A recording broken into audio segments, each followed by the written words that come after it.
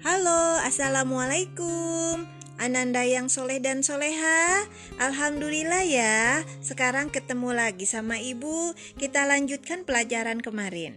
Kemarin kita sudah belajar pemrograman sederhana yang ada di lingkungan sekitar. Sekarang kita belajar pemrograman dasar algoritma.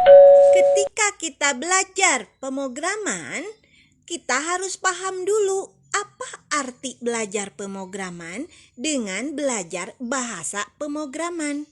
Belajar pemrograman itu adalah belajar pemecahan masalah yang dituangkan ke dalam sebuah notasi yang mudah dipahami. Sedangkan belajar bahasa pemrograman adalah belajar memakai suatu bahasa untuk membuat program yang ditulis ke dalam bahasa tersebut.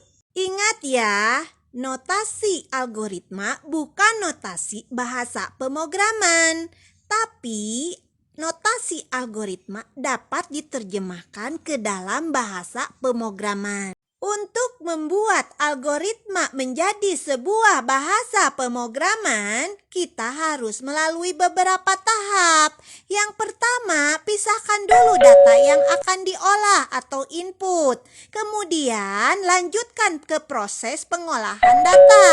Lalu nanti akan timbul hasilnya atau outputnya. Makanya, sebelum menyelesaikan soal algoritma, kita harus tentukan dulu judulnya, namanya yang jelas. Kemudian deklarasi ya, mendefinisikan nama-nama yang akan digunakan dalam program. Baru kemudian ke deskripsi, yaitu menguraikan langkah-langkah penyelesaian masalahnya. Lihat ke sini, ini adalah salah satu contoh soal algoritma kelulusan siswa SMP. Kita akan buat ya, bahasa algoritmanya kayak bagaimana, bahasa pemrogramannya seperti apa, lalu yang terakhirnya nanti kita bikinkan bagan alurnya atau flowchartnya. Sekarang kita rubah soal tadi ke dalam algoritma. Ingat, struktur penulisan algoritma. Tentukan dulu judulnya. Judul yang mewakili dari soal tersebut. Di sini ibu akan menggunakan, karena soal ini tentang kelulusan siswa, jadi judulnya algoritma kelulusan _siswa.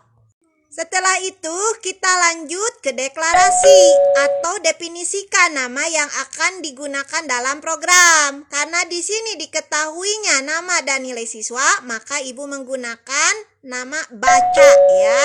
Jika nilai, tuh di sini untuk yang kalau lulus, keterangannya lulus.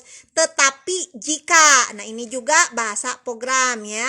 Keterangan, tulis nama dan keterangan lagi. Sekarang masuk ke bahasa pemrograman atau pseudokode. Judul sudah. Lalu di sini definisi nama yang digunakan udah. Nama sama dengan string ya. String di sini berarti isinya huruf sama angka, yaitu nama dan nilai. Kalau nilai hanya angka aja, sedangkan keterangan sama juga string, berisi huruf dan angka. Sekarang kita masuk ke penyelesaian masalah atau algoritma. Baca kita tulis read, berisi nama dan nilai. Karena ada dua versi, jika lebih besar dari 60 berarti nilainya lulus. Jika kurang dari 60 tidak lulus. Maka di sini kita gunakan if nilai.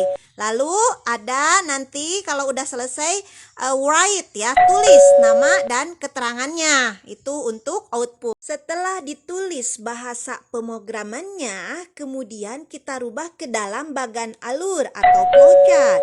Maka tampilannya akan seperti ini, di mana terdiri beberapa simbol yang memiliki arti. Salah satunya itu ada kata star ya, di mana itu namanya simbol pointer atau artinya simbol awal, input ataupun akhir ya, output. Simbol dari jajaran gendang ini artinya adalah input data, yaitu nama dan nilai. Kemudian diteruskan kepada belah ketupat. Dalam belah ketupat ini artinya adalah keputusan. Jika nilainya lebih besar dari 60 berarti langsung lulus.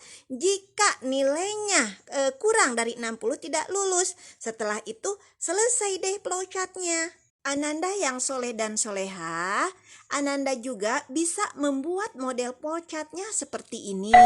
Jadi tidak harus sama seperti ibu. Silahkan saja, yang penting Ananda paham arti dari simbol-simbol bagan alur sebelum membuatnya dari bahasa pemrograman ke bagan alur. Nah, coba lihat ke depan. Ini adalah gambar simbol-simbol dari bagan alur. Boleh pahami ya, kalau bisa dihafalkan agar nanti ketika kita ketemu dengan soal algoritma lagi tentang flowchart kita tidak bingung. Ananda yang soleh dan soleha, bagaimana, sudah mengerti? Nah, sekarang biar tambah mengerti, silakan di rumah buat bahasa algoritma mencari luas lingkaran. Kemudian rubah ke dalam bahasa pemrograman atau pseudo kode. Lalu buatkan juga flowchartnya atau bagan alurnya. Ananda yang soleh dan soleha, alhamdulillah topik hari ini telah selesai. Semoga apa yang Ananda tonton, yang Ananda lihat, dan yang Ananda tulis akan menjadi barokah lahir batin. Bye-bye. Wassalamualaikum warahmatullahi wabarakatuh.